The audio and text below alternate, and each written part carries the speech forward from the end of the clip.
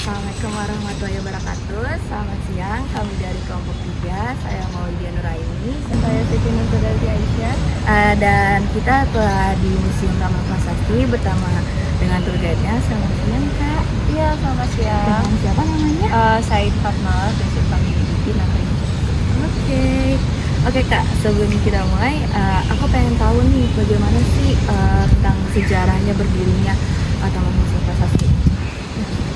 Museum Taman Prasasti ini dulunya adalah tempat pemakaman umum khusus untuk orang-orang Belanda yang tinggal di Batavia, yang dimana pemakaman ini itu adalah pemakaman kedua menggantikan pemakaman utamanya yang ada di Gereja de Nieuw-Aanstad. Nah, gereja tersebut sekarang menjadi museum wayang. Dulu pemakaman ini tuh ada di sana, cuman karena wabah pandemi gitu kan, makanya pemakamannya dipindah gitu, dan ini dibuka pada tahun 1795 dengan luas 5,5 hektar. Pemakaman Belanda itu ada dua jenis. Yang pertama ada Kerkhof, yang kedua itu Erfol. Kerkhof sendiri itu untuk orang-orang yang petinggi-petingginya, punya jabatan gitu. Sedangkan untuk yang Erfolnya itu adalah untuk orang-orang yang biasanya gitu, atau sipilnya. Pada saat itu mengalami padat penduduk gitu kan, masa udah mulai pengalihan fungsi gitu, makanya akhirnya pemakaman ini itu ditutup tahun 1975, dan kemudian dilakukan pemugaran dan diberi waktu 2 tahun untuk mengangkat seluruh jenazah yang ada di sini gitu. Jadi bagi keluarga yang punya sanak saudara kerabat yang dimakamkan di sini itu untuk segera diangkat gitu, karena memang akan dialihfungsikan menjadi museum gitu. Nah, kemudian pada tahun 1977 itu diresmiin menjadi Museum Taman Prasasti oleh Gubernur Ali Sadikin dengan luas 1,3 hektar gitu. Nah, dengan koleksi-koleksi yang kita sendiri ada kurang lebih punya 20 koleksi unggulan. Berarti Taman Museum Prasasti ini udah mengalami banyak modifikasi ya? Kalau untuk modifikasi untuk prasastinya sih enggak, cuman hanya peletakannya aja. Oh, dipindahkannya aja. Iya, tempat dari yang pertama. Iya. Oh iya, kalau boleh tahu apa di sini tuh ada arsiteknya khusus, makanya kayak batu nisan, terus bentuk-bentuk batu-batunya. Kalau untuk arsiteknya tuh nggak ada, jadi ini semuanya tuh prasastinya tuh diukirnya tuh dari Italia gitu. Nah, kalau sedangkan untuk yang ukirnya siapa itu pasti setiap orang, setiap keluarga itu beda-beda ya. Kalau boleh tahu lagi Kak, dengan beda-beda batunya ini, itu bisa ngebedain kelasnya atau? Nggak ada sih, pokoknya semua kan di sini petinggi-petinggi ya gitu. Jadi ya terserah mereka mau dibikin desain apa, karena kan mereka yang punya duit.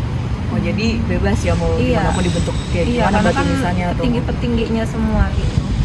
Jadi yang di sini kan memang orang petinggi, dan juga kan pasti petinggi tuh kalau zaman dulu ya namanya petinggi pasti banyak duit gitu. Kalau orang sekarang banyak duit belum tentu jadi petinggi. Oh iya, bener banget.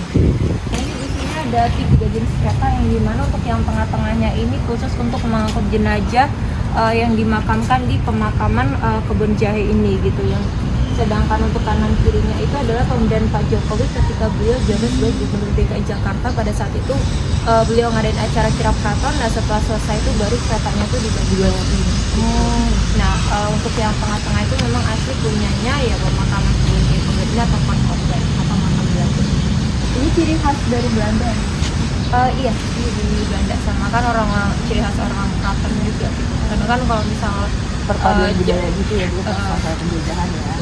Belum tahu Kak, ini dari kayu atau dari besi?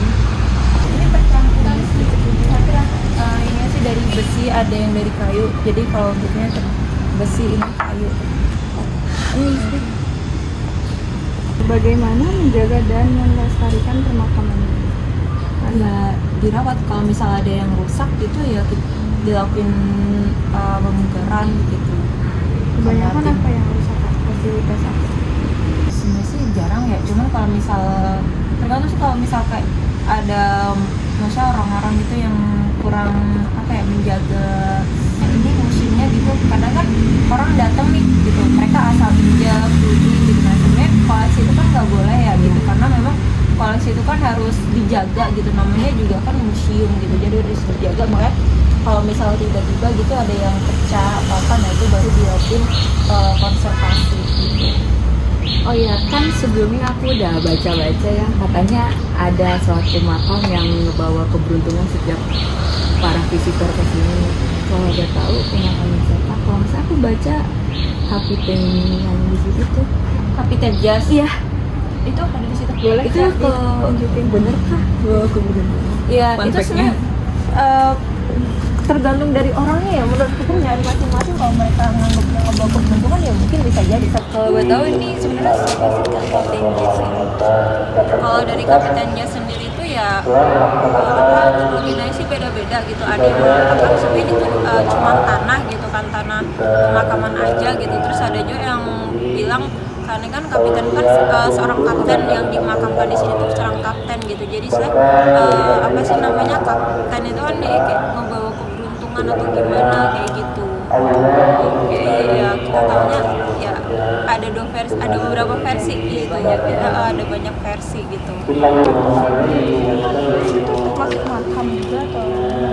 Kalau patung-patung itu ya ada juga yang makam, ada juga yang ornamen, karena kan ya ini kan identik sama apa, kalau orang nonis itu kan identik sama angel gitu kan ya, banyak patung-patung yang karena kan berkiblatnya seperti di Eropa gitu kan ya, karena kan yang dimakamkan di sini orang-orang Eropa, makanya ya kiblatnya seperti di Eropa.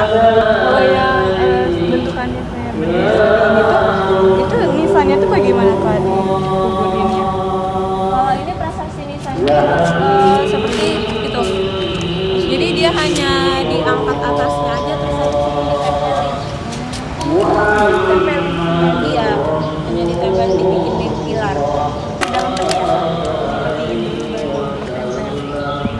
Ini hanya prasasti nisannya Berarti aja, ini hanya nggak ada- adonan penutupnya aja yang diambil terus ditempelin di pilar-pilar gitu. Ini makam siapa? Pastor Van der Grinten itu dia pastor Batavia. Beliau tuh yang ngediriin Yayasan Vicentius yang ada di Kramat. Iya, Francis tuh dia yang bikin. Karena waktu itu gue sangat apa ya, prihatin ngelihat keadaan orang zaman dulu gitu, sama orang zaman dulu tuh banyak yang terlantar lah gitu, makanya beliau ngediriin Yayasan Vicentius itu untuk ngurus si anak-anak dan orang-orang tersebut gitu. Makanya di sini kan kanan kirinya tuh ada ornamen. Beliau lagi ngurus anak kecil sama beliau juga lagi ngurusin orang sakit. Kalau gue tahu ini meninggal kenapa? Kebetulan aku nggak tahu sih meninggalnya apa. Biasanya sih kalau zaman dulu ya kalau nggak meninggal sakit ya karena meninggal Itu sempat bilang ada wabah juga ya Kak.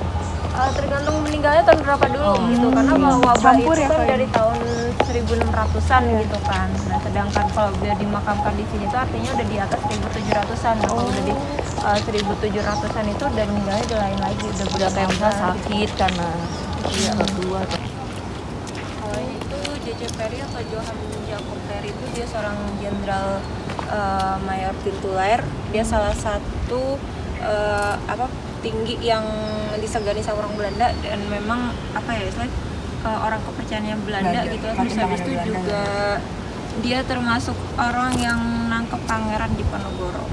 Jadi apa sih namanya, taktik di balik penangkapan di Diponegoro itu ada campur tangan. Oh my God. Apa mungkin kalau misal anak-anak yang Mapala itu nggak asik sama beliau gitu, karena beliau apa namanya, aktivis yang pertama. Terus habis itu juga beliau Mapala UI, karena beliau juga yang termasuk ngediriin Mapala UI. Terus habis itu juga beliau tuh meninggalnya di Gunung Semeru karena ngirup gas beracun. Terus akhirnya dimakamin di sini, tapi setelah dipugar jenazahnya tuh dikremasi dan abunya tuh ditaburin di Gunung Mandalay Pangrango. Terus habis itu baru di sini tuh di bikinin nisan. Jadi udah dikremasi ya? Iya. Oh ini Aceh ya Kak? Ya soalnya kalau nggak salah dia pada perang Aceh kalau nggak salah. Kalau ini Jenderal Mayer Jair Koller itu dia seorang jenderal waktu itu, dia dapat mandat untuk saya tuh untuk menyerang Istana Aceh pada saat itu gitu. Cuman dia salah sasaran gitu, bukannya nyerang Istana Aceh tapi malah nyerang Masjid Aceh gitu. Karena pada saat itu beliau memang udah bisa nguasain Sumatera gitu, tapi khususnya terkhusus wilayah Aceh tuh dia belum bisa gitu. Maksudnya belum pernah ke sana lah gitu, makanya dia masih buta nih. Maka gitu salah kan. itu ya, salah Iya, prediksi juga ya. pas datang ke sana itu dia lihatnya ada bangunan dikiranya istana, Maya langsung serang, ternyata itu adalah masjid. Maya ya udah langsung terjadi peperangan di sana, terus beliau meninggal di sana, kemudian jenazahnya dibawa ke sini dan dimakamkan di sini. Itu dia Direktur Van Stovia, yang dimana dulunya tuh sebelum ada Stovia ada yang namanya Sekolah Dokter Jawa gitu. Nah kemudian karena pada saat itu Batavia tuh terserang wabah pandemi gitu kan, karena memang kota Batavia itu nggak sehat, soalnya Batavia itu kan dulu dikelilingi sama kastil. Batavia tuh dulu pusatnya tuh ada di kota tua, istilahnya tuh pusat pemerintahan atau pusat ininya tuh di sana gitu, administrasinya. Terus habis itu jadi nyebabin tuh kota Batavia nggak sehat karena memang banyak wabah pandemi gitu ya, seperti kolera, muntaber gitu. Karena dulu tuh apa ya, dibilang tuh kayak kumuh gitu, karena memang banget ya. istilahnya tuh namanya juga dikelilingi sama tembok-tembok kan, mungkin kayak sirkulasinya apa segala macam itu nggak bagus gitu kan, makanya banyak penyakit. Nah sedangkan untuk sekolah dokter Jawa saat itu tuh belum bisa nanganin penyakit-penyakit tersebut, karena memang untuk seperti pengobatannya, alat-alatnya dan fasilitas segala macamnya itu pendidikannya itu belum memadai. Namanya pas begitu wabah tersebut nyerang Batavia tuh dan banyak yang kolaps, banyak yang meninggal, makanya didatengin si HF ini untuk mengupgrade sekolah dokter Jawa tersebut gitu. Makanya sekolah dokter Jawa tersebut tuh akhirnya jadi si Stovia ini gitu. Nah untuk Stovianya sendiri, untuk nama sekolahnya itu jadi FKUI, sedangkan untuk gedungnya sendiri itu sekarang jadi Museum Kebangkitan Nasional gitu.